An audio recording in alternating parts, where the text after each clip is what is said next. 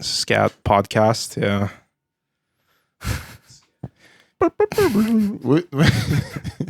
Was it? Remember, it was like the '90s when scat was scat. I'm a scat popular? man, right? Yeah. Well, that was just the one song I know. Was there more? Is it a whole genre, It's like or was a whole, it just the it's one? like a genre, yeah. Yeah. I think it's but I think it's like from the 40s or 50s or something. Scat singing, or and scat. then one man single-handedly claimed the whole genre, as his own. Yeah. Scat. Yeah. Which, yeah, I mean, it's funny because scat also has a completely different meaning, which we don't need to get in. We don't need to. I'm sure we don't need to get into it. Okay, yeah. I'm trying to see when this first came. Ella Fitzgerald. Well, it's like kind of a jazz vocalization thing, right? Yeah. Ella Fitzgerald is associated. Okay, that's interesting. If you think about it, we're the scat men of the modern era, of the modern age, just scatting into a mic here. It's almost like it's just like glossolalia or something. Like it feels like it's in that same right.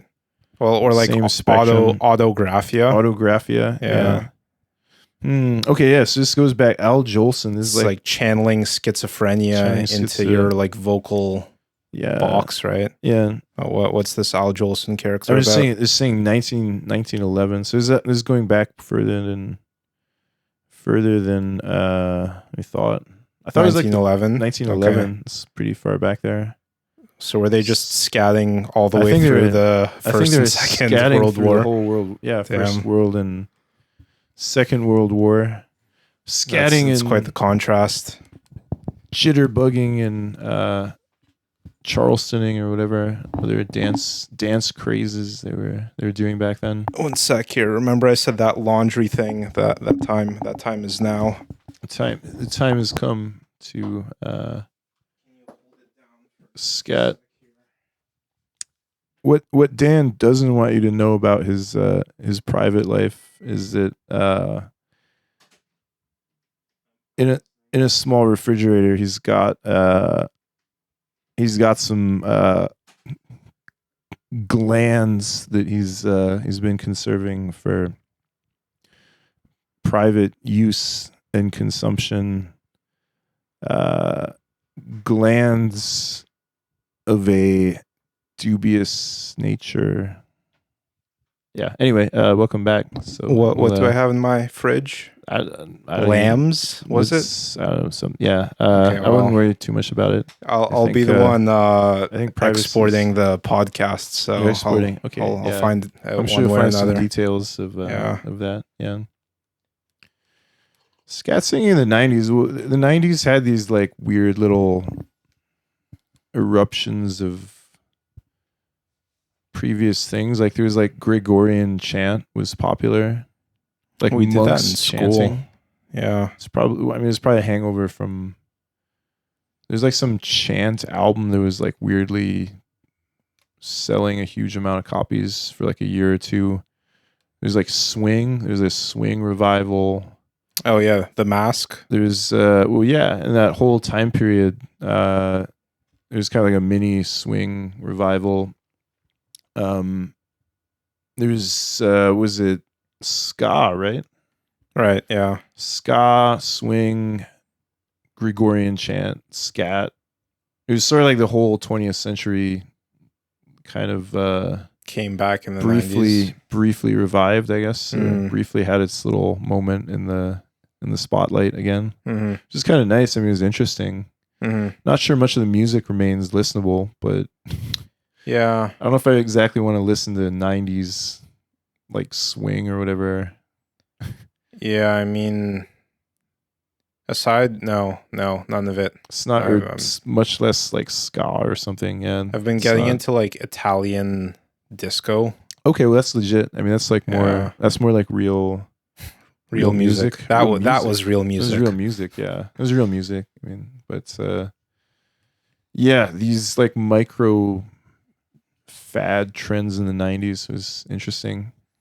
Do you think it was just like marketing driven or something? I think it was just, what culture can we cherry pick and kind of re-inject? I think it was just monetize. I think it like could have only happened right before the internet, because you started having enough connectivity that you could like, I don't know, bring that many things back, but it was still like the media was still centralized enough that everyone would hear it. Right.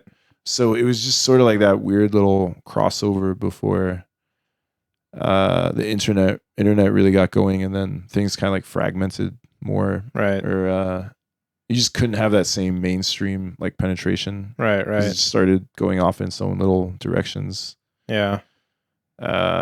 Which is why it seems kind of weird now. You're like, what? That was really like Gregorian chant was selling millions of copies. Mhm. It's like what? Like what? Yeah, I mean, the modern parallel I can think of is like Kanye West's like Sunday service stuff, where it's like church hymns, basically. Okay. Hymns. Yeah, hymns. Yeah, but is like even that is sort of. I guess like Kanye's mainstream, but it just feels like something that you can easily choose to ignore. Yeah, like I'm sure there's people that have no idea that's even a thing. Yeah. And in the 90s, it was more like you couldn't, like you were gonna hear it somehow. Gregorian chant stuff. Yeah, or whatever. They're just playing it on the radio. Just playing on the they're just playing on the radio. I mean, Really? like people. Yeah. I know this sounds crazy. Well, I mean, there's like some. I mean, I was listening to Backstreet Boys. So I don't know. It was kind of the same period, maybe a little bit earlier. There was some quasi, I don't know, like techno remixes or something, or Gregorian beat remixes or something. This is like a real thing that was it was selling. I need to look this up later. Gotta look it up. Yeah. It's any notable artists. I can't. Gregorian chant. It's literally like the monks of, I don't know, Saint Benedict. Like, but then like someone sampled it in a sick. I guess, yeah. You'd have to really club remix. You have to really look it up and try to pull up the best most played or whatever. Yeah. I think this is definitely a thing though. For at least like a year or two. Well, again, along with ska and swing and all these little micro blip genres that were briefly in the spotlight. Yeah. Yeah, I've been getting into also Charlotte de Witt.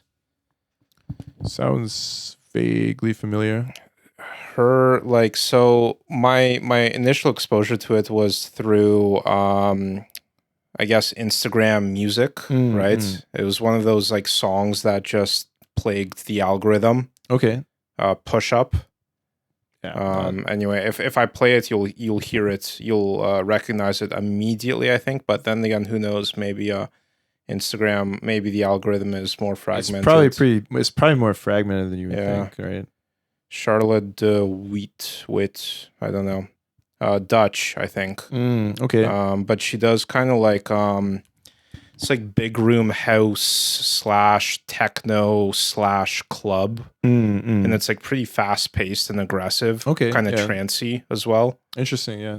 It's funny how like genres just kind of lose meaning in some ways, lose distinctions. I guess, yeah. Which is interesting because it used to be like really. That used to be like really the appeal. Is it like genre like boundaries? Firmly, yeah. They're more like, well, they sort of were police because like people that were into one kind of music generally like weren't into other kinds, right? Like if you're into country, then you probably wouldn't also be, I don't know, listening to like hip hop or something, right? Even though country and hip hop have probably more similarities in some ways than, I mean, they're both sort of like a kind of folk music, I guess, and in some ways, and even in terms of subject matter, I mean, country subject matter and hip hop subject matter is probably closer than it is different, I guess. No, hip hop. Let's see, what are we calling hip hop here? Are we talking like drill rap or? Well, I guess just back in the day, like rap back in the. Are country singers accusing each other of being pedophiles? Yeah, I mean this is recent, right? But back in the day, I mean it's. I don't know what I mean. The Johnny Cash subject matter and the. I don't know. Subject matter of a lot of rappers was probably closer than it was to like I don't know rock music or something even, which was more which had gotten more kind of like subjective or internal, I guess. Right. Whereas like country singers and hip hop singers are like, singing about specific girls that did specific things, and someone got specifically shot, and something was specifically stolen, and right. So I mean, it's a little bit closer than, I don't know, some kind of indie rock lyrics or something, which are just like abstract poetry or something, right? Apparently, country is like the biggest genre right now. Oh, it's huge. It's huge, right? And like Post Malone went. It always kind of like it was in the '90s too, right? It's like Garth Brooks, and there's this whole. I mean, that stuff was selling crazy amounts of copies. Yeah, it's wild, right? I mean, we both come from an area where it's a pretty popular genre. I imagine it's huge, never right? got into it. Well, yeah, I mean, most of it didn't grow up on the farm, I guess. A lot of it is pretty unlistenable to me, at least. But it's hugely popular. I mean, it's selling crazy amount of albums and concert tickets and all those artists. Well, so is like Christian rock. Like, that was also a huge.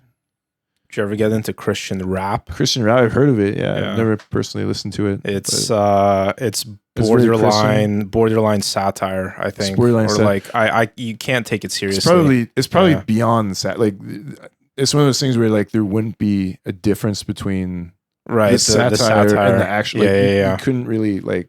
Now that's an interesting phenomena, right? Where it's impossible to satirize. Well, there's a lot of things where I feel like music is particularly like vulnerable to that. Because it's like if you create like it's like Weird Al, right? Yeah. Like he's still a musician, right? Like the musicians that play with Weird Al are still musicians, right? Like, and they sort of have to be the same level as what they're parodying, right? So and like Weird Al songs do slap, right? Yeah, well, they're unironically good songs. There's a problem, and like originally, like some of the artists would like get irritated by that because like people would be like, well, the classic example was Gangster's Paradise, right? Right. Because I think it was Coolio was like, well, people were saying that like the Weird Al version is like better musically and conceptually better than the original, right? Which, be fair, like in some ways it kind of is like a hilarious. What's his parody of it? Amish Paradise. Okay, yeah. Like that's like one of the all-time hilarious Weird Al ideas. Yeah. So yeah, the one that really hit my demographic was white and nerdy. Okay, yeah. I guess everyone's got their own Weird Al era, I guess, or whatever. But yeah, so that it's sort of like you imagine if you release something and then Weird Al comes out and kind of like upstages you, with this, right? So you can imagine that like a lot of artists were actually sort of like, "Fuck this dude," right? Because he's like parodying it in a way that is kind of indistinguishable or better than the indistinguishable and undeniable kind of talent, or better right? than the original in some ways, right? So yeah, music. I feel like it's easier to do in music. Gets a little bit, I don't know, like in writing, it's a little bit more, has to be a bit more on the nose or something. Extended parody and, fiction can get a bit tedious. Although weirdly, some people have done brilliant stuff with it. Like one of the examples is a writer called Norman Spinrad, who's I think is still alive. He's probably like 90 or 80, late 80s or 90s or something, but he was involved in the science fiction scene in the like 60s and I think even 50s and 60s, if I remember right. What did he parody? So he released a book called The Iron Dream, which describes itself as a science fiction novel literally written by Adolf Hitler, like from like an alternate reality, right? So like the premise is that like this is literally a book from an alternate reality, right? Where instead of becoming German Chancellor, Hitler emigrated to the U.S. and got involved in the science fiction scene, right? But otherwise was like still Hitler to like any degree that you would. This is such a weird thing to come up with. And again, remember, so keep in mind, this is a 350 page entire book. Right. Like it's a serious This is a science serious, fiction. This is a very, yeah. But what's the angle? Is he like making fun of Adolf Hitler through this, or? Well, he's making fun of science fiction, right? And okay. So essentially what it is like, so the book is called The Iron Dream. Right. And it's like, again, it's like set in some future, post-apocalyptic Earth, where there's like, there's different countries, and like one of them is like the, Soviet Union country. One of them is like the, Jew country. Right. One of them is like the, good country. Right. Which is like the, blonde, He-Man looking German, analog country. Right. And the good country is obviously under attack by the quasi-Russian country and the quasi-Jew country. Right. So, and in the quasi-Jew country and the quasi-Russian country are obviously filled with, hideous mutants and, right. Mind-reading, evil creature, right? So it's, okay. So how on the nose are they Jewish, and how on the nose are they Russian? Well, he gives them quasi, names that are kind of right. Okay. He describes them in the same terms that Hitler used in real life to describe, Russia and Jews and everything, right? So he's describing them as like the the dominators of Zend or whatever, and the but they have like the name of the location is not. Well, it's not like it's not really new Soviet or it's not. No. It's nothing like that. But it's just describing in ways that is obviously like the evil Russian horde countries, giant, massive, slaves led by the whatever, right? Right. So he just applies like Nazi ideas to every stage of this book, including so it gets into like racial degeneration and like the characters getting mutated by radiation, and they have to like maintain genetic purity, and eventually at the end, like they learn to reproduce without women. Okay. Because it's very like misogynist, like wait, who is they? The good guys? Yeah, the good guys, okay. Right? So first of all, they have to like become completely. So first of all, they have to defeat the evil countries, and then they have to like learn to reproduce in a manly way that has nothing to do with slimy wombs and other, right? So it's carrying this very like Hitler disgust, right? So so Spinrad, who's writing this, is like imagining like very intensely like, what if this alternate reality Hitler was like actually sincerely writing this book, right? It's hilarious, right? I mean, it's like the most ridiculous,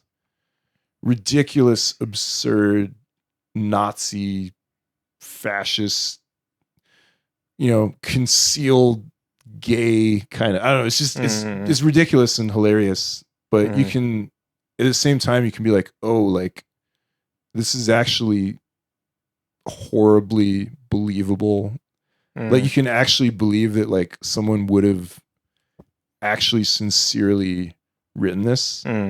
Because it's just close enough to like, I don't know, the actual science fiction of the time that you can imagine people reading it unironically, right, and being like, yeah, like Supermen of the future and genetic purity and master race, right? So wait, like, so was it advertised like to the reader? Does the reader know it's supposed to be written by Hitler? I think he did. Yeah. So it says on the title page like a science fiction novel by Adolf Hitler. Okay, right? yeah. So I think he was trying to at the time market it. I mean, obviously when you start reading it, you work out what's going on, but it is close enough to what it's parodying that you're like, oh fuck, like there's people that might be reading this that are totally missing the joke, that would just like pick it up and be like, yeah, this is like an exciting adventure and about the master race that are solving the final solution, right? Like you can imagine that some people would have that reaction. So that's what he was criticizing. So he was, criticizing the science fiction of the time for being, for having, quasi concealed, fascist and Nazi elements that, just seemed like heroic elements, but they're actually scarily close to like what Hitler probably would have been excited about, right? Right. So it's a very sophisticated joke that, again, I think is probably like too sophisticated for a lot of people, which is why it's maybe not better known. Again, this is like an entire fully plotted. Yeah, I mean, if you have to read it, you're already So I mean, like filtering. So Spinrad clearly went all out on this. And it is... Well, the more concerning thing is he had to, for a few years here, he was like getting into the mind of Adolf Hitler, right? And so like, what's very, that like, right? Yeah, and every day you wake up and you're like, I'm Adolf Hitler. Yeah, and I'm imagining being Hitler, right, writing this nonsense about, right, super races in the future, right? So like, did he have to imagine the whole like other set of activities that Hitler was engaging in outside? No, he does, right? So he provides there's like a biographical section in the back about how he wrote the Hitler. book. Yeah, about how this alternate, about the alternate Hitler, right? So they're like, oh yeah, like Hitler's love of costumes inspired him to, initiate the initial cosplaying scene at conventions. So like, Hitler's dapper uniforms were based, right? So it's imagining like, elements of, but I mean, projected like, into this, did he have to live the day to day of this Hitler, right? Like, did he have he obviously had to think it through in a lot of detail. So I'm sure he probably had to like psychically detox or something, or, had some uncomfortable Freudian slips had at some the uncomfortable grocery store. Yeah, slips at there. the deli. Yeah, but yeah, I mean, so this is an immensely sophisticated book that uncomfortably is sort of like, I mean, it's a parody, but what it reaches a point where it's like kind of indistinguishable from what it's even parodying, right? And like in some ways, it's probably better written than what it's even parodying, which is the other scary kind of thing. Yeah. So that's one example of someone crushing it in written form, but it's very hard to do, right? Music is much easier to reach that level. Again, is like Weird Al kind of demonstrates, and kind some of more other playful, I guess. He's more playful, but reminds me of like with Flat Earth on YouTube. Yeah, there is a theory that was initially supposed to be satire. Oh, okay, yeah. That's like the initial Flat Earth videos were like, no one can possibly be this dumb to believe like this. Parody. Yeah. And blew I think up that's into huge. I think that's a pretty old idea, though. Like, isn't Flat Earth? Yeah, I think it's older than.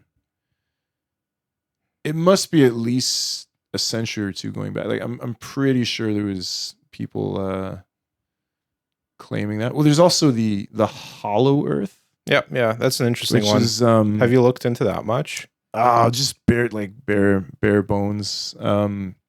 There's like the accounts of Admiral Byrd. Okay, yeah. Did you hear about this? I'm not familiar. I believe he was like a World War II pilot, and like this is like a legit guy who went through legit, I don't know, battles or whatever. Right. And he has a pretty detailed account of like flying to the North Pole and basically being like intercepted by, some kind of UFO type thing. Okay, yeah. And they took him to like a base they had there. And he describes some like under the earth though, or it's like inside the earth. It's it loops around. It's like you're going over the horizon, but then you're like inside the earth. Okay, basically. yeah. I have no idea how legitimate this is, but it is a pretty fascinating idea. There's stuff like that in that science fiction period too, which I think in some ways was sort of like the cradle of topics that are big on the internet now. Well, Scientology and Dianetics debuted in a science fiction magazine too, actually. It was Campbell's Amazing Stories, I think.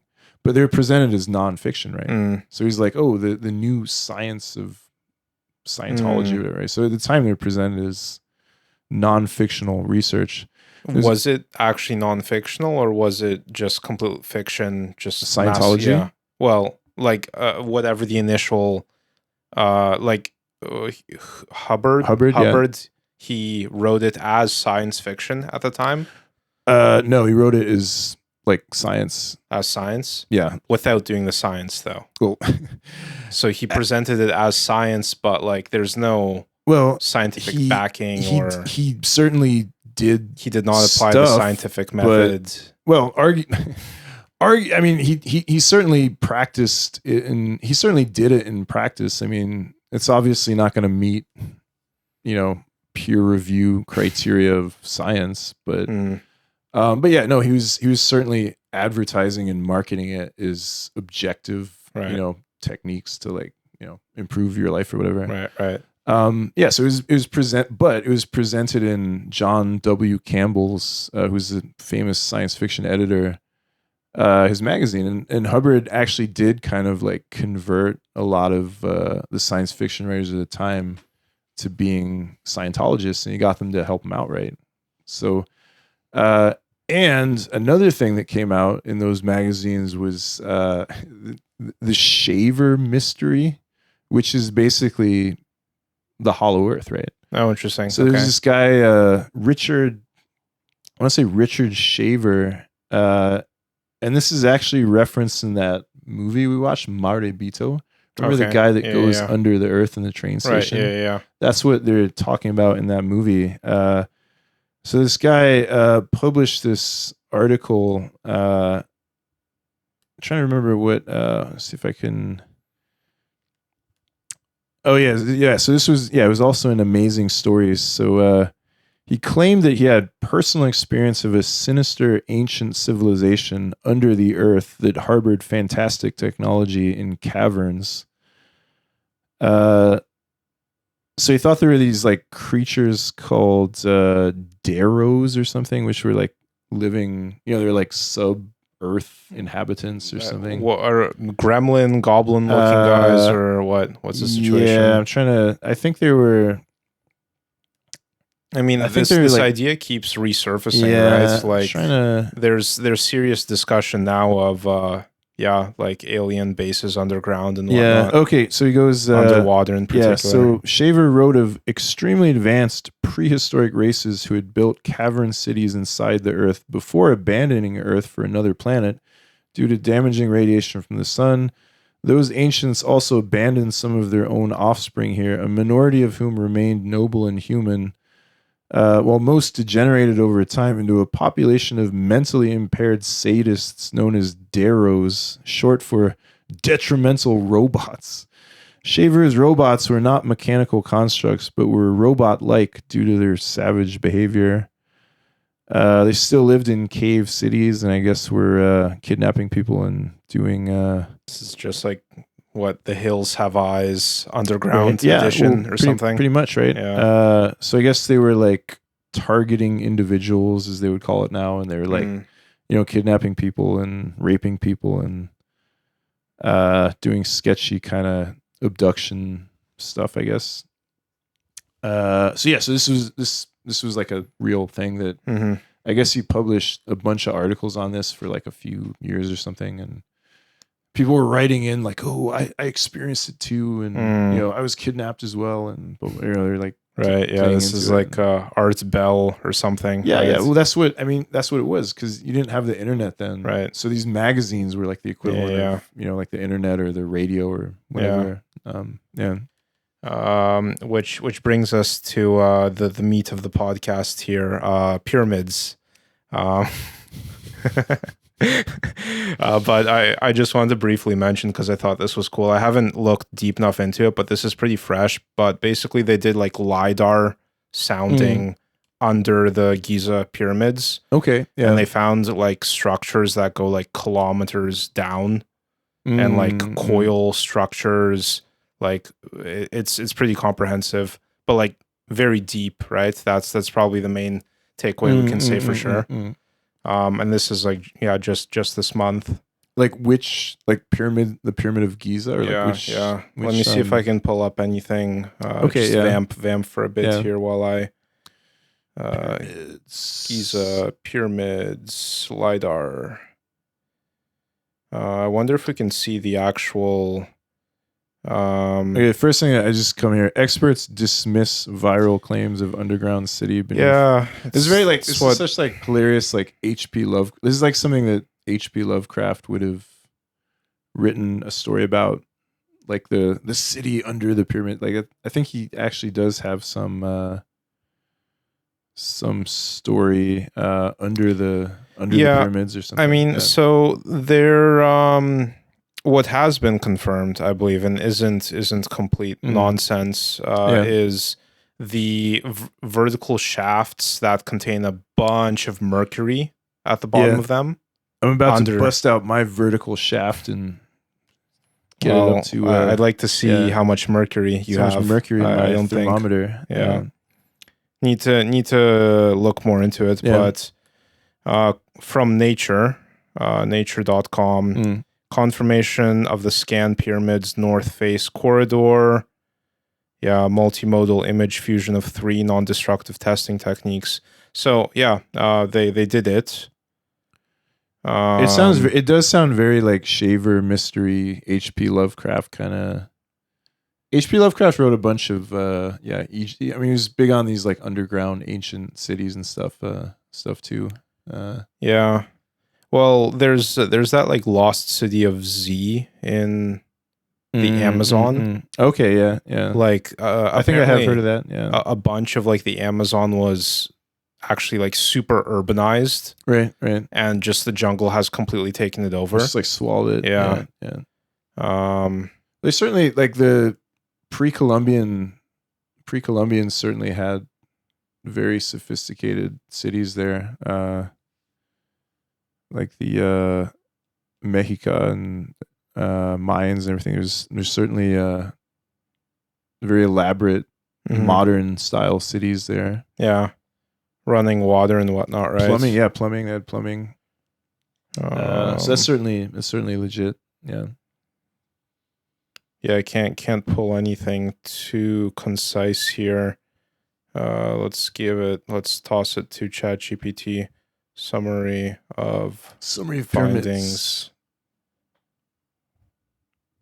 Summarize. Yeah. I mean, it's interesting. Like, I don't know what that would mean, or like what, like, do I think there are actually underground advanced cities? Kind of doubt it. I mean, so the idea isn't it's not necessarily a city, okay, right? But it's just like an extension of whatever the pyramid was. Right. Yeah. So basically, summary is researchers have confirmed the existence of previously hidden corridor within the Great Pyramid of Giza using combination of like non-destructive techniques. Well, they were definitely building a lot of like weird, because they assumed that like there were going to be grave robbers, right?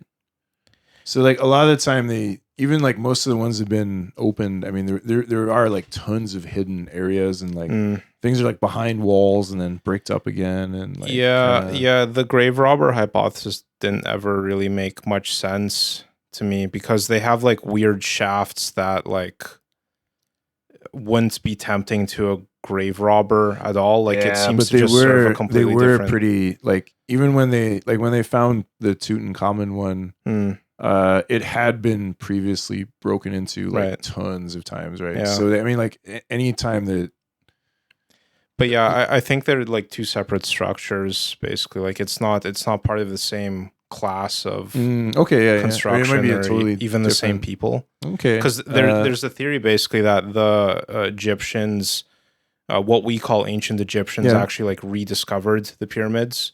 Okay, like they were there way before they were there, basically, and maybe emulated some, maybe even like used some of the materials from it. But yeah, I guess like my initial take on this is just that like, I know these like structures seem pretty crazy for ancient people to have built, but I think we're also like, their mathematical knowledge was like much more sophisticated than we maybe would think, and like they also did have a lot of labor, right? So that's, and you know, these things took probably longer than we would have we would have thought. People were working very intensely hard on these kind of structures. So Yeah, I don't know yeah. if I mean, I don't know if anything about them strikes me as like obviously suspicious or something. But I mean, are there things we probably don't know about? Well, yeah, I'm sure there are. But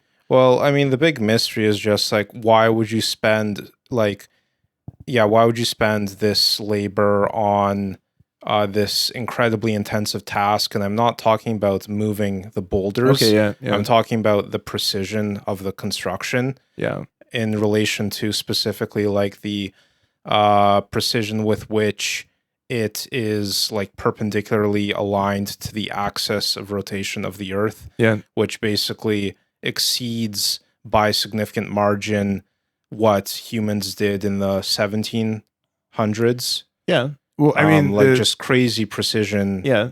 Well, there also, I mean, there's a lot of I think the technology of the ancient world again was more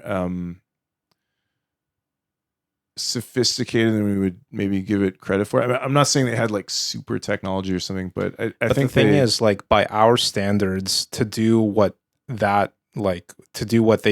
had to do would require super technology, like that level of precision, right? Because you're stacking blocks, and each level you stack, you basically have to maintain that alignment. Right. So it's a crazy level of precision that you keep all the way through the construction, right? So even if you assume that you're constructing it with, standard slave labor techniques or whatever, it's still like a crazy amount of precision, right? Yeah. Well, even by our standards, right? True. It's like, it's something that we could do now, but it's like, how many laser level, things do you want to use? Like how you'd have to check like every single thing is exactly where it's supposed to be, right? Yeah. Like to the fraction of a millimeter, right? There's that like Greek device that they found, I think, in a shipwreck. I think it was. It's like the clockwork astrological thing. It is, but it's almost like a proto computer, right? In some ways, and like it does. I don't want to say it's like an anachronism, but it's certainly like weirdly like, see, that to me that is like weirder than the pyramids, I guess, because it's just like I certainly believe that they created it. Like I don't think it like fell out of the sky or something, but like I guess it's just like maybe it is a little bit similar in the sense that like how did they like conceptual, like that's the weirder thing, or the more interesting thing for me with that is like, what was the conceptualization that they had in mind when they're like making that? Because I mean that's more in the same way that maybe the pyramid thing, like I don't think we really have records of like how they would have conceptual or what they were thinking when they made that, because it is almost like a computer, right? Like it's kind of like the thing, mechanism from the Antikythera mechanism. So just to describe it and make sure we're on the same page here, it's like some kind of mechanical gear driven kind of like astrological map. It's like type thing, almost like a calculator, right? So you can like, I think it allowed them to like calculate eclipses and days when things would. I could be describing this wrong, but it seemed like, if I remember right, like parts of it were almost like a analog computer or something. They're like positions of memory and things, right? So kind of like I mean, it's one of those predecessors to computers, which was like a differential equation or difference engine or whatever. And I mean, even that in itself is interesting, because the like the difference engine of Babbage, and I think this is wild. I mean, I think he came up with that while working with Lord Byron's daughter, Ada Lovelace, who is oh yes, I think has been described as like the first computer programmer, which is a very like, again, it's Lord Byron, the poet's daughter, which is a weird way to think of that. But they weren't able to build it because people were like, like no one wanted to invest in it because Yeah, they're like, yeah. what? Like, Right. It's a calculating machine. Like, what are you Right. gonna do with that? Or like, it's Yeah. not. It was kind of like ahead of its time, right? Mhm. So I think there's a lot of these things which maybe people came at, again, including the Greeks, maybe came at in different ways than the ways that we maybe came to them now. Well, so yeah, maybe. So did the Egyptians have some weird system of, I don't know, measuring things that we don't know about? I mean, maybe. You know? Maybe. So, Yeah. I'm sure they probably did have things that would surprise us now if we Mhm. if we saw them.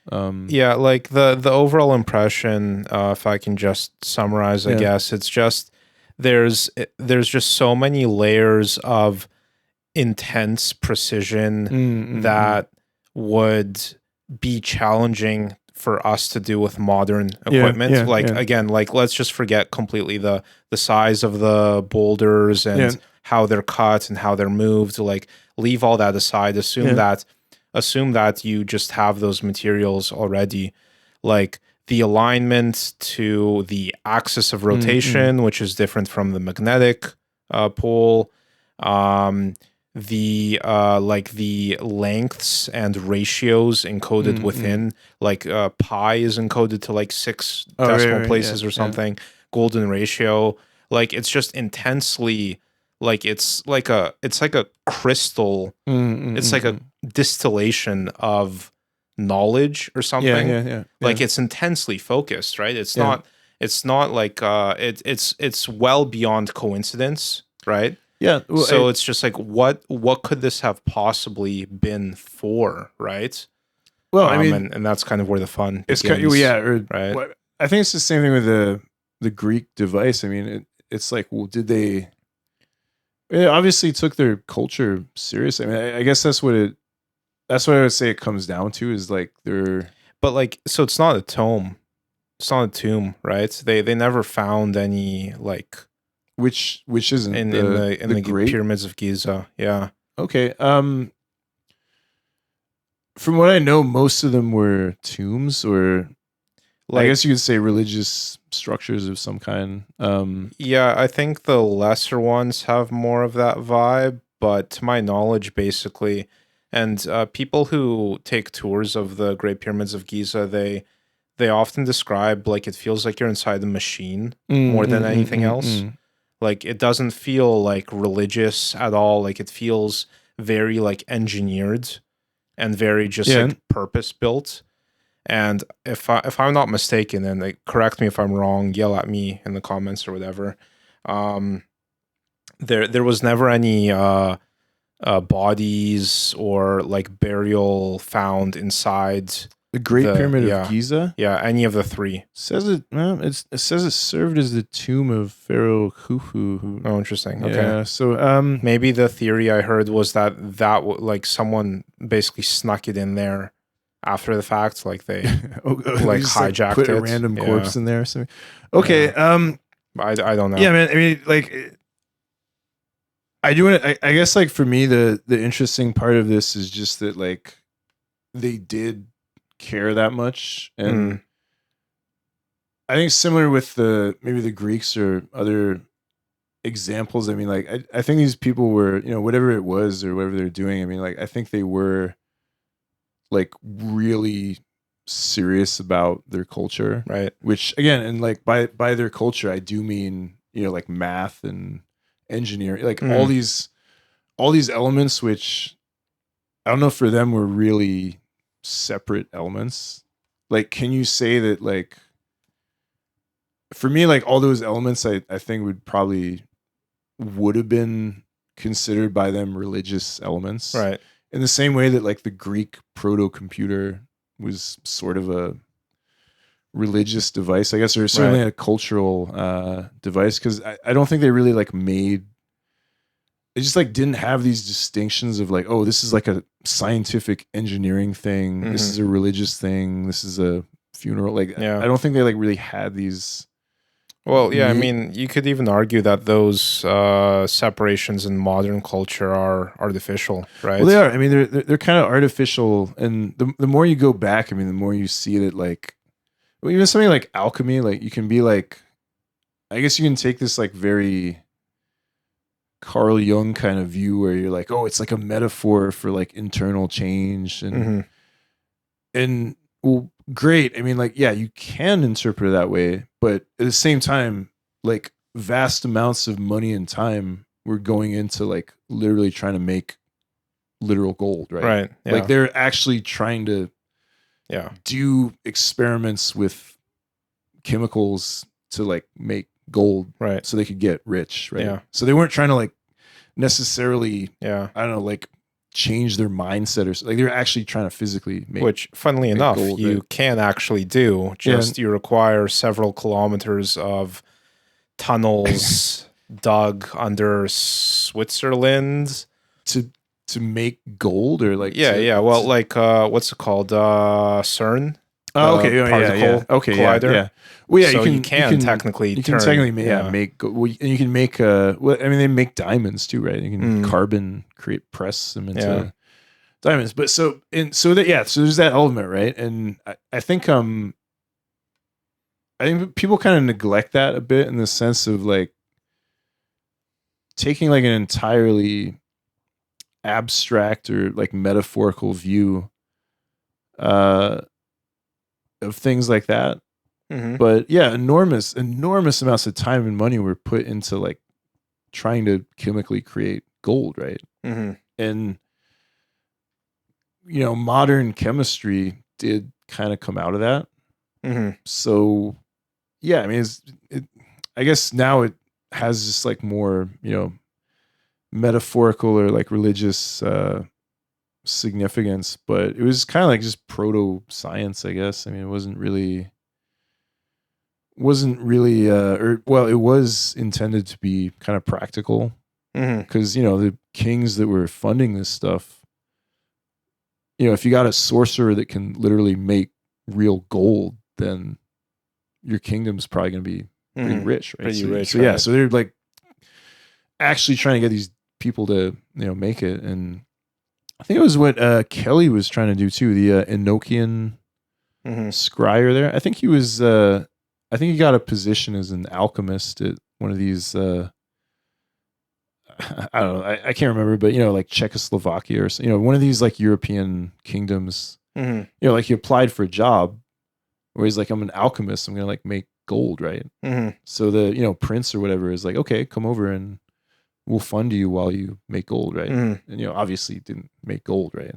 Yeah. So he had to extricate himself from this situation, right? But in theory, that's what he was supposed to be doing, right? So yeah, I mean, I think all these people were like sincere, I guess, about all this stuff, and from whatever, they were not the Weird Al Yankovics. They weren't just parodying something or misguided or whatever, as people tend to think of them now, I guess. Or yeah, I mean, misguided is a funny way, funny thing to project backwards, I guess, right? Yeah.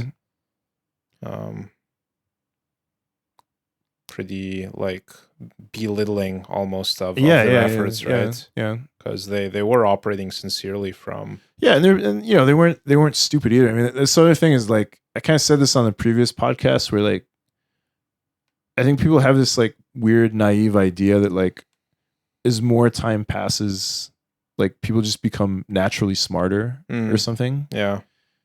And like, so last time I was sort of saying like, you realize there's going to be idiots in the future, but at the same time, like there's also very smart people in the past. They're probably, equally intelligent to anyone now, but they're just living in a very different, world. Right. So, probably came out in different ways than it would, now.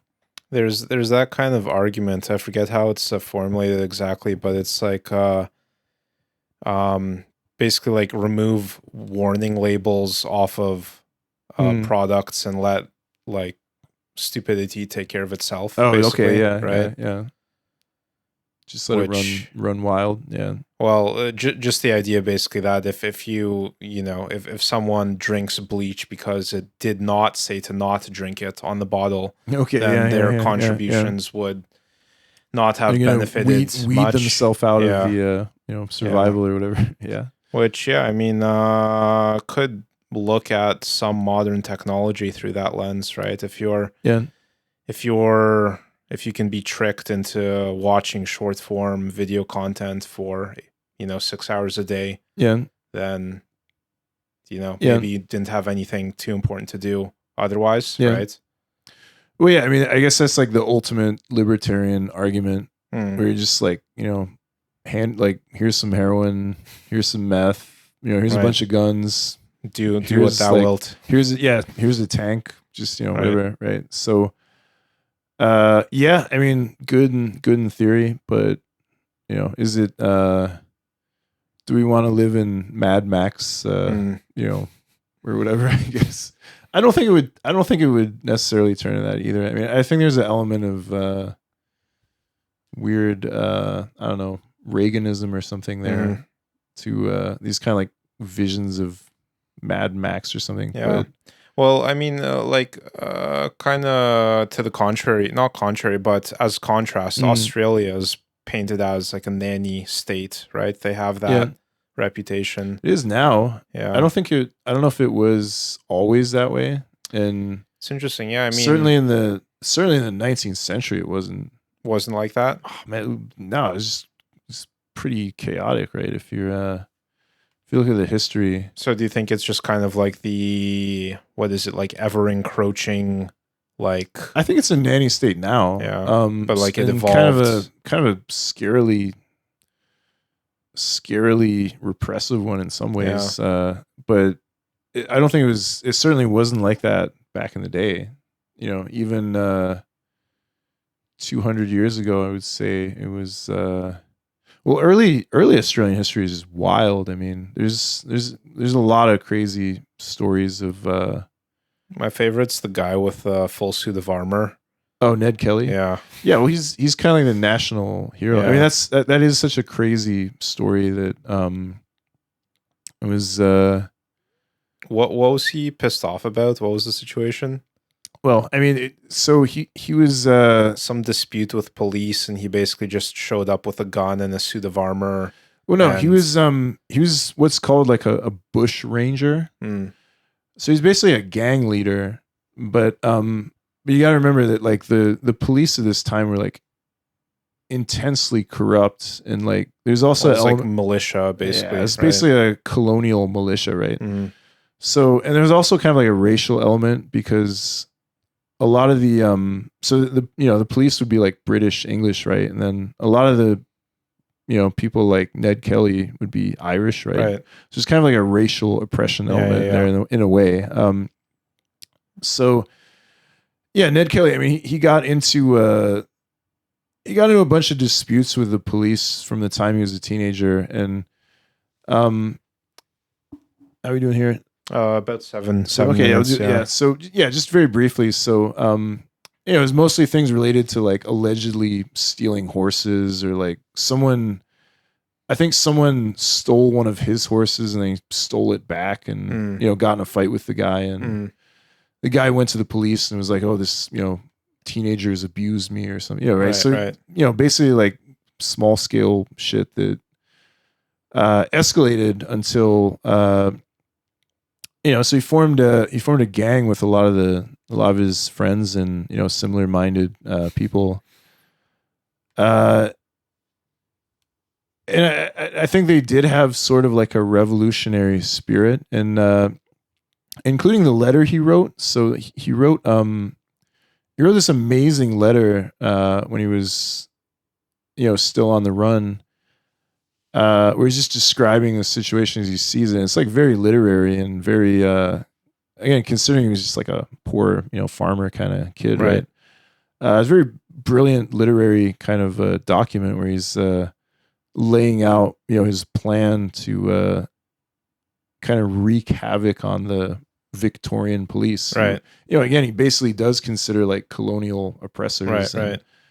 So they worked out this plan to like, I think it was like cause a train to crash, and then they were gonna like take over the town that it was gonna arrive at. So I think they're gonna like, so they went to the town, and probably butchering the history here, but I think they're gonna like either cause it to crash and then take over the town, or like loot it somehow, and then otherwise take over like this little enclave. And so anyway, they got it. It didn't go according to plan, right? You know, someone like they mistimed the train, or you know, someone ratted them out or something, and so they got stuck in this town, and you know, they knew that the police were gonna arrive very shortly.